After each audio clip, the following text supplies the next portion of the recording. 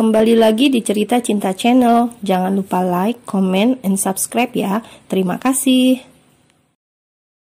Setelah memikirkan banyak pertimbangan dan juga rayuan dari Aska, Kara akhirnya bersedia pindah ke kamar Aska. Mereka mulai memindahkan barang-barang Kara yang ada di kamar lama dan membawanya ke kamar Aska.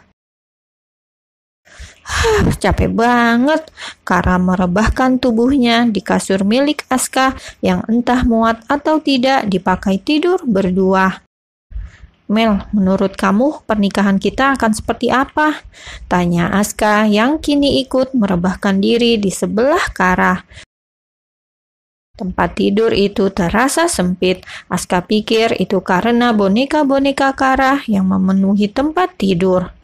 Seperti apa bagaimana? Ya seperti ini saja, Kak. Mau seperti apa memangnya? Kara malah balik bertanya. Ya setelah dipikir-pikir, kita sudah terlanjur menikah. Kita tidak mungkin bercerai kan, Mel? Tanya Aska yang membuat Kara terduduk. Aska pun ikut duduk dan kini mereka saling berhadapan. Maksud kakak? Kara mulai curiga dengan sikap Aska. Gini Mel, entah apapun alasan kita menikah dulu, sekarang kita sudah terlanjur menikah dan aku rasa kamu gadis yang baik. Buktinya mama langsung suka sama kamu.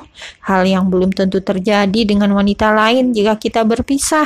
Ada banyak orang yang akan kecewa kalau kita berpisah. Mama, papa, dan terutama ayah kamu yang sudah meninggal, kata Aska dengan nada lembut. Kara mendengarkan dengan berusaha tidak menyela lagi.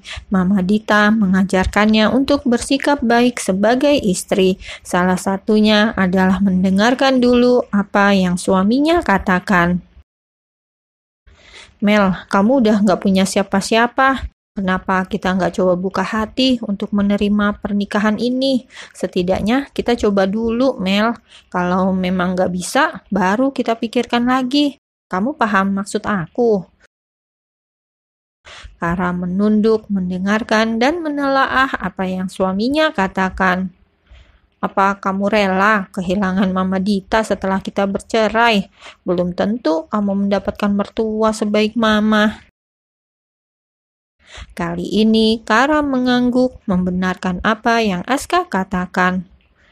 Oke, mungkin kakak benar, kita harus mencobanya dulu. Tapi aku punya satu permintaan, kata Kara yang perlahan mengangkat kepalanya. Apa? Aska menyentuh tangan Kara dan mendengarkan apa yang istrinya itu inginkan. Aku masih ingin bebas di luar sana. Aku baru merasakan gimana rasanya kuliah. Aku masih ingin punya banyak teman dan pergi bebas sama teman-teman aku. Kalau teman-teman aku tahu, mereka mungkin gak ada yang mau temenan sama aku lagi. Jelas Kara dengan wajah yang tertunduk. Aska memahami apa yang Kara rasakan. Dia masih remaja yang baru mengenal dunia. Memaksanya dewasa pasti tidak mudah. Iya Mel, aku gak akan batasi pertemanan dan kegiatan kamu selagi bukan hal yang negatif. Tapi aku juga punya syarat. Apa? Di rumah ini atau saat kita berdua saja, kamu harus menghormati aku layaknya suami. Kamu bisa. Meski belum terlalu paham, Kara mengangguk patuh. Aska lalu memeluknya dan membawa tubuh mungil itu untuk rebahan di kasur. Jadi istri itu harus nurut apa yang suami bilang. Jujur, gak boleh bohong. Kemana-mana harus pamit. Dan kalau kamu punya pacar, kamu harus mengakhirinya sekarang. Aska mencubit gemas pipi tembem Kara. Kamu bisa kan?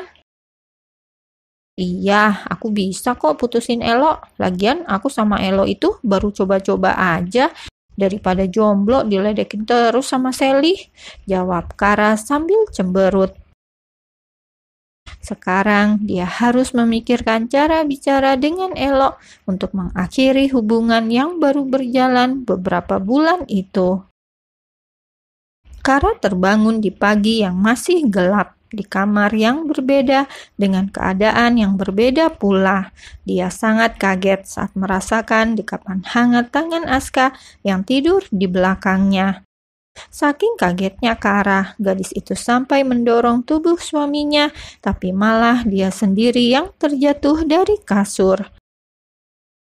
Aska yang terusik tidurnya karena mendengar suara benda jatuh seketika langsung bangun dan melihat Kara yang terjatuh sambil memegangi pantatnya. Wajah sedihnya itu menunjukkan bahwa dia sangat kesakitan. Bahkan kini Kara mulai menangis.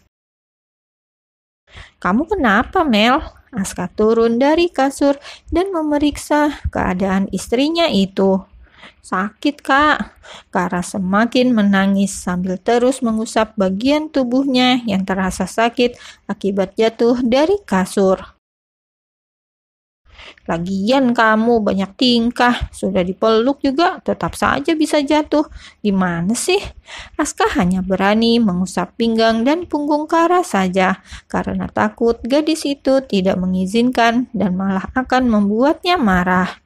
"Aku lupa kalau kita tidur sekamar, Kak." Seketika itu, Aska malah tertawa karena jawaban Kara itu. Padahal tadi malam mereka sudah sepakat. Mereka bahkan bercerita banyak hal untuk saling mengenal satu sama lain. Bagaimana bisa Kara melupakan hal itu saat dia terbangun? "Kakak jahat." Kara sudah tidak terlalu merasakan sakit, tapi dia masih kesal dengan Aska yang malah menertawakannya. "Ya sudah, sini peluk biar sedikit berkurang malunya," kata Aska. Dia lalu memeluk Kara dan menyembunyikan wajah sang istri di dadanya. "Kakak bikin aku malu," Kara balas merangkul pinggang Aska dengan kedua tangannya. Aska akan menghadiri rapat pagi ini karena sekarang sudah ada Kara. Dia mulai mengajari Kara untuk membantu menyiapkan kebutuhannya. "Mel, bantu pakaikan dong," pinta Aska saat melihat Kara sedang bermain ponsel. "Memangnya kakak nggak bisa pakai baju sendiri?" tanya Kara yang sepertinya enggan membantu Aska. "Kamu katanya mau berubah jadi istri yang baik. Ayo dong bantuin." Kara menghela nafas kasar dan akhirnya berjalan menghampiri suaminya yang masih memakai boxer saja. "Kakak lebih dewasa, tapi pakai baju saja tidak bisa," gumam Kara. Dia memakaikan kemeja suaminya dan malah salah fokus dengan tubuh atletis Aska yang sangat terawat. "Biasa saja lihatnya, ini karena hasil rajin berolahraga," kata Aska saat Kara terdiam memandangi tubuhnya. "Aku biasa saja kok." Kara kini membantu mengancingkan kemeja Aska walau sedikit kesulitan karena dia harus berjinjit. Maklum saja, Kara memang mungil dibanding Aska yang jangkung. "Masa sih? Memang pacar kamu seganteng apa? Ganteng mana sama kakak?" tanya Aska semakin menggoda Kara. "Yang jelas gantengnya Elo itu karena imut. Dia kan seumuran sama aku," jawab Kara. Aska yang mendengar jawaban jujur itu malah jadi sewot sendiri. Salah tanya kan jadinya. "Kakak, gimana caranya aku masangin dasinya?" keluh Kara yang bingung. Mengingat tinggi badannya yang sangat jauh di bawah Aska, Kara memang lebih sulit melakukan hal-hal seperti ini. "Makanya minum susu biar tinggi." Kara menemani Aska sarapan sebelum berangkat ke kantor. Dia bahkan melayani Aska saat makan, meskipun karena paksaan Aska. Melihat pemandangan indah itu, Mama Dita ikut bahagia dan bersyukur karena perubahan Kara saat ini. "Kakak, aku nanti nebeng ke Arsya boleh kan? Daripada naik ojek, kan jadi lebih hemat." Aska berdehem lalu mengangguk. Kalau bilang tidak boleh, pasti Kara pikir dia membatasi kebebasannya.